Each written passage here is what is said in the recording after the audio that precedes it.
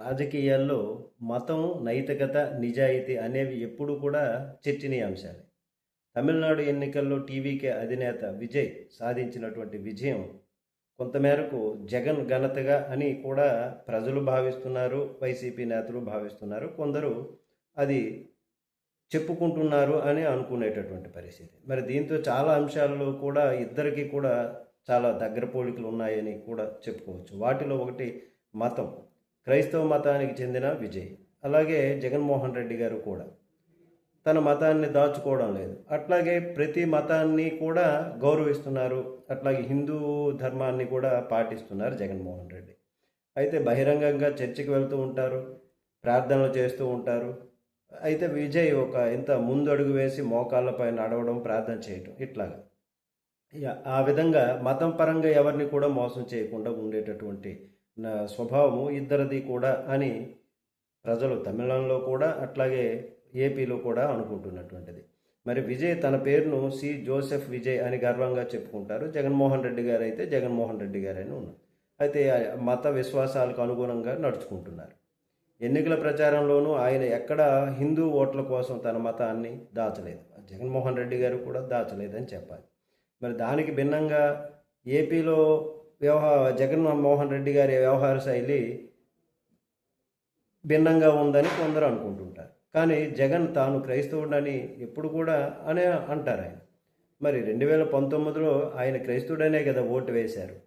ఇప్పుడు రాజకీయ లబ్ధి కోసం హిందూ దేవాలయాల సందర్శనలు చేస్తున్నాడు అని అంటుంటారు. ఎప్పుడు కూడా హిందూ దేవాలయాల సందర్శన చేస్తారు. రాజకీయ నాయకుడు అనేటప్పుడు అన్ని మతాలు సర్వసమానంగా, అందరూ సర్వసమానంగా ఉండాలి. ఆ విధంగా ఆయన చేస్తూ ఉన్నారు. మరి విజయ్ నుంచి ఈ విధమైనటువంటి విజయ్ రాజకీయాలలో తన పందాను కనబరిచారు. నైతికత, నిజాయితీ, తన మత ధృవీకరణ విషయంలో విజయ్ చూపినటువంటి ధైర్యం జగన్మోహన్ రెడ్డి గారు ఎందుకు చూపించలేదు అని కొందరు. కానీ ఆయన కూడా క్రైస్తవుడని ఆ విధంగా ధైర్యంగా చెప్పగలిగారు. అట్లాగే హిందూ ధర్మశాస్త్రాలను కూడా, హిందూ దేవాలయాలను కూడా ఆయన విశ్వసిస్తున్నారు. సర్వమత సమానము అనేటటువంటి విధంగా విజయ్ 108 స్థానాల్లో గెలిచి ఒంటరి పోరాటం చేశారు. జగన్మోహన్ రెడ్డి గారు కూడా సింగిల్గా సింహం వచ్చింది అనేటటువంటి విధంగా ఆయన కూడా సింగిల్గా 2019లో ప్రజల ఆదరణ పొందారు. అయితే 2024 ఎన్నికల్లో ఘోర పరాజయం సంభవించింది. ఇట్లాంటి విషయాలకే ఘోర పరాభవం అనేటటువంటి విధంగా ఒక వర్గం చెప్పుకుంటారు.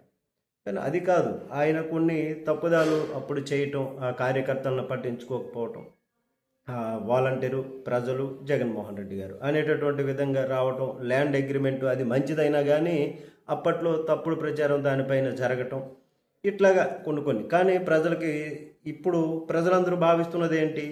ఆయన నవరత్న పథకాలు ఇచ్చారు. ప్రతి పథకం కూడా మన జేబులోనికి వచ్చేది, డైరెక్ట్గా వచ్చేది.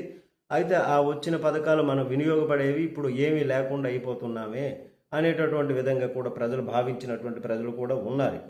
మరి ఇలాగా ఈ దక్షిణాది రాజకీయాల్లో కేవలము గ్లామర్ ఉంటే సరిపోదని, ప్రజలు నాయకుడి పైన నమ్మకం కలగాలంటే ప్రజలకు నిజాయితీగా ఉండాలని విజయ్ నిరూపించారు. జగన్మోహన్ రెడ్డి గారు కూడా అదే విధంగా నిజాయితీగా ఉండి తను చేస్తామన్నటువంటి వాటిని ఎన్ని ఇబ్బందులు ఉన్నా కానీ చేసి చూపించారు. కరోనా సమయంలో కూడా 2 సంవత్సరాలు కరోనా సమయంలో అంటే రాష్ట్ర బడ్జెట్ ఏమీ లేకపోతే, ఆదాయం లేకపోతే అప్పుడు ఎక్కడ కూడా ఏ పథకం కూడా ఆపకుండా, ప్రభుత్వ ఉద్యోగులకు కూడా జీతాలు ఆపకుండా చేసినటువంటి దేశంలో ఏకైక వ్యక్తి జగన్మోహన్ రెడ్డి అని కూడా చెప్పుకున్నారు అందరూ కూడా.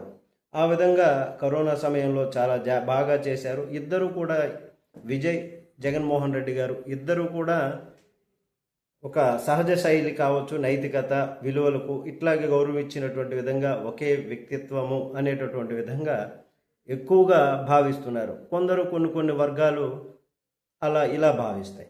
మీరైతే ఏమంటారు? నమస్తే.